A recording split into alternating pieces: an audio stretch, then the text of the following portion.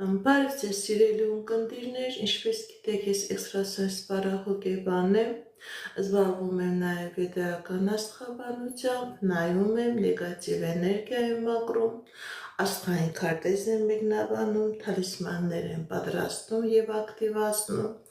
ես Երևանում եմ, եթե ձեզ անհրաժեշտ է ծառայությունը կարող եք դիմել,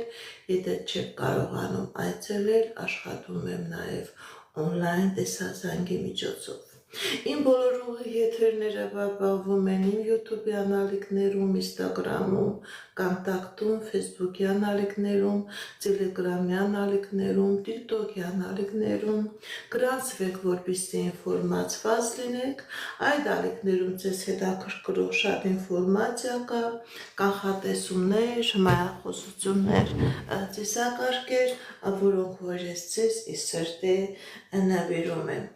Սիրելիներս, ցանկանում եմ այսօր կատարել կանխատեսում կենտրոնակերպի յուրաքանչյուր նշանի համար 2026 թվականին,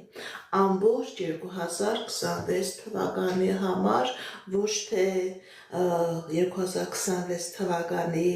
ամիսների համար, այլ ամբողջ 2026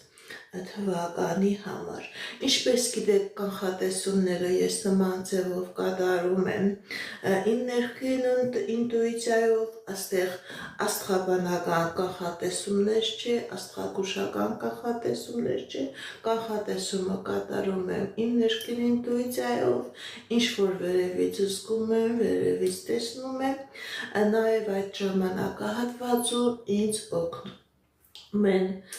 տարո քարտերը։ Պետք է ամբողջովին նայենք 2026 թվականի անձնական ոլորտը, ֆինանսական ոլորտը, առողջական ոլորտը, նաև 2026 թվականը տվյալ կենտրոնակերպի նշանի համար արդյունավետ կլինի, երազանքները կկատարվեն, նպատակները կկատարվեն, թե ոչ։ Ինչպես գիտեք, 2026 թվականը, սիրելիներս, դա չինական հորոսկոպով համարվում է կարմիր հրեղեն ծիո տարի, և ինքնըստինքյան և ծինի արագաշարժ,